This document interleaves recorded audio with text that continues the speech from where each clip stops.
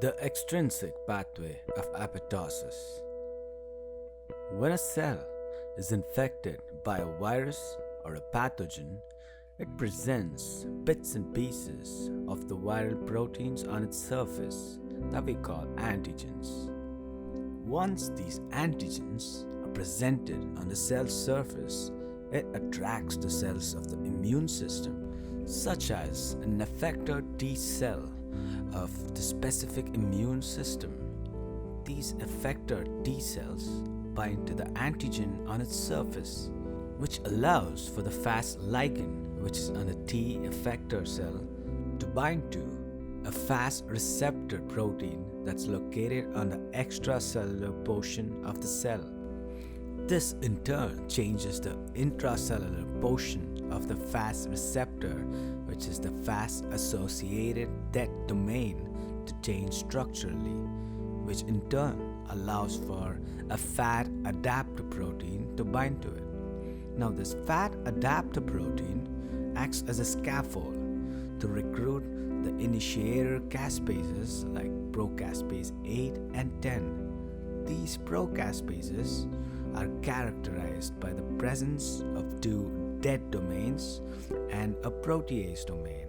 The protease domain has a large subunit and a small subunit.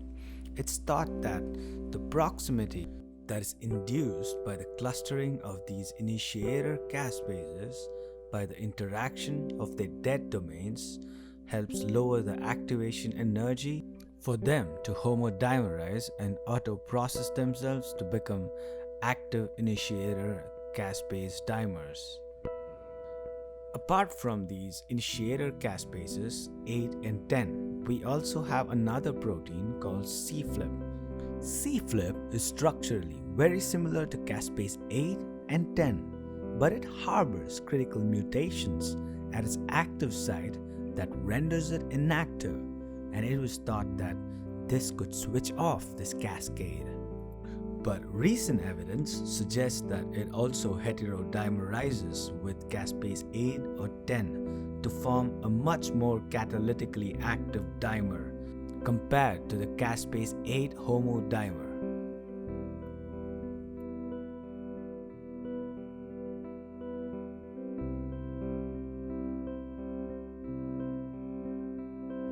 Now, these activated initiator homodimers and heterodimers can go on and cleave the downstream substrates, which are effector caspases 3, 6, and 7. They specifically cleave at aspartic acid residues in the prodomain region and the intersubunit linker.